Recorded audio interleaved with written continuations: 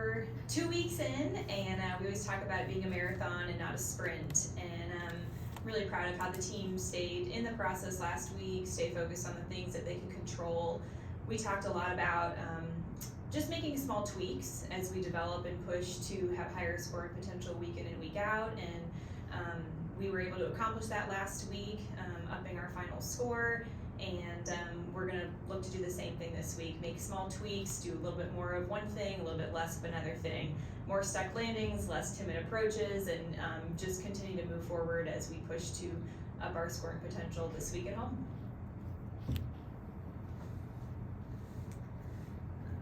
Obviously, you had the chance to add a third assistant, kind of the role change. Why was Amelia Huntley the right fit for that? And just kind of what are her roles with the team, kind of how she helped the team this year? Amelia has been such a tremendous addition to our staff. Amelia and I actually grew up in the same town, went to the same club gym, and share a lot of the same philosophies and vision just about how we coach. And so when the NCAA approved that rule change, I knew right away that was the person that I wanted to bring on staff. And she's in charge of choreography, she's the primary floor coach, and she's one of those people that just takes initiative and does all the unsaid things. She's the one that really rallies the team at the end of a vault runway or plays the fun little games in between to keep the energy moving. And she just really has a unique ability to step into any moment and figure out a way to help them get better.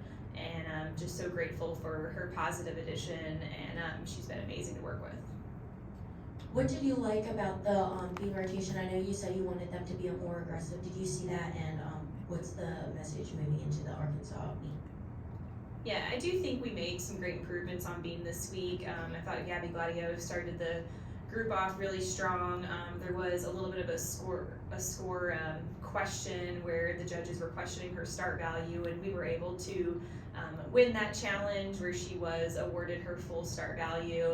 And I think whenever a team deals with that moment of questioning, it's really important to kind of keep your head down and work. And I thought the lineup did that. They weren't caught up in the scores, they weren't caught up in what the judges were doing, and they just continue to build upon each other. Rachel coming back and hitting her routine, that was a big moment, showed a lot of resilience, and her just not letting the prior week affect her mentality, and then moving throughout the lineup. Ella did a really great job.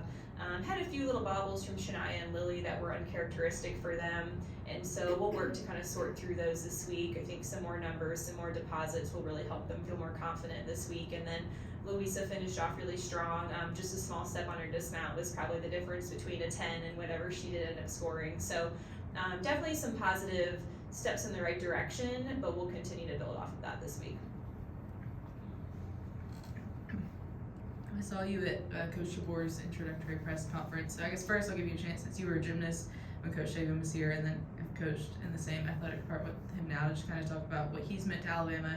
And then also, when as a whole, as a coach, when the university's going through such a big coaching change, kind of what's it like? I mean, I know they don't consult you, but when you are adding a new coach into the mix.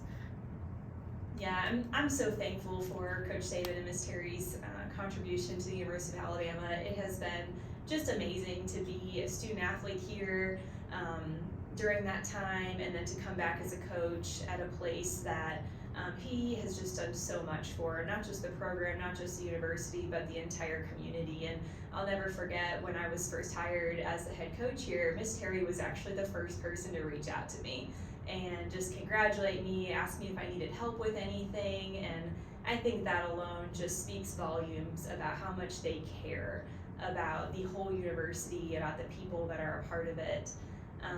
And I'm so excited about the future of our program. I have all the trust in the world in Greg Byrne and how he has led our athletic department, and I'm so excited to welcome our new staff to Alabama. This is kind of a technical question, but just so that way me and fans can kind of understand what goes into sticking a vault landing. I feel like vault landings are so tricky, and like getting a stick is just difficult, especially whenever you have that much power. What kind of goes in, and how do you help fix and get stuck landings time after time? Yeah, that's such a great question. The technical expertise behind trying to stick a vault landing. I always kind of compare it to a gymnast is sort of like a ball, right? Like there's ball sports where you're throwing a ball and somebody catches it, and in gymnastics, the gymnast is the ball. So she is the one that's flying through the air and then somehow has to find a way to just stop moving. And it's nearly an impossible task, but it all comes down to angles. And so we're really looking at like the angle that the gymnast punches on the springboard, and then the angle in which they get onto the vault table, and then how they see the ground to be able to take all of that movement and force and just plant it for a stuck landing. And so again, it really all comes down to angles. We do a lot of video review. After every single vault, the gymnast will come back, watch what it looked like. We'll put different signs on that vault landing surface so they can try to maybe see a different color before they stick the landing. And so we're always looking at different ways to help them better understand where they are in the air, because there's a lot going on in a 5-second time frame. And it takes so much capacity. I think that's the other thing that a lot of people aren't aware of is vault is such a high capacity sport. It takes everything and more to be able to make your body go through the air in the way that they make it look so effortless. So a lot of technique involved, a lot of video review, a lot of air awareness types of drills to help them better understand where they're at so that they can stick a landing. I want to touch on the bars squad. True freshman Chloe lead off both weeks, 9.9s or higher, and it was the highest of it total for both weeks. What seems to be clicking with them right now? Yeah, our bar squad is really on fire right now. They're actually the #1 bar team in the country this week. And the funny thing is there's really no magic recipe, magic ingredient to this. I think what they've done is they've trusted their training. And they're going out there and just putting into practice what they do every single day in the gym. Chloe has done a phenomenal job of leading the squad off. She is really calm and composed as she gets out there and competes. And I think having that foundation allows the rest of the lineup to just keep building off of it. Nobody is panicked. Nobody is functioning in chaos. Everybody is really just having a calm confidence about the way that they go out there and compete. So they've done a great job, and again, we need to just continue to stick to what we're doing, not change anything too much, and just make small tweaks along the way. Hitting on vault a little bit earlier, is it the goal by the end of the season to have all vaults at a 10-0 start value, or are you kind of happy with the lineup you have right now? You know, we're always pushing to have a lineup full of 10-0 start values. That just helps us have a higher ceiling. If we have 6 10-0 start values, you know, that allows us to start at a 50 and then work our way backwards with execution. And so we're continuing to develop that. We have about 3 or 4 other 10-0 start values that are in the process of getting prepared to go out there and compete, but it's going to come down to execution. So for example, Gabby Gladio is somebody that is competing a 1.5 on vault. She did that week 1, but then week 2 she competed a full. We're just looking to see what is she going to score better with, and we have a few athletes that are in that boat. And it's a long season, and a Yurchenko full is much better on their body than a 1.5 is. So there's a lot of different things at play, but ultimately it will help our scoring potential if we can put a few more 10-0 start values out there. You told us that we were going to see Maddie Wallen-Laura, and she finally competed last week. What did you like from her, and do you expect to see her work her way into more lineups this season? I'm really proud of Maddie Walagora and the growth that she's shown throughout the season so far. She is a veteran competitor, knows how to get up there and hit a strong performance, yet she had a few little setbacks through preseason that slowed her preparation down a little bit. And I think what I'm most proud of her for is the way that she responded to those obstacles. She showed tremendous leadership and trust in the process and the coaching staff and the teammates, and the way that she just kept working to be prepared on her own timeline. And so it was really cool to see that pay off last week, go into a bar lineup position. She was also the alternate on floor and beam. And so throughout the coming weeks, I think we're going to see her make some other event debuts as well.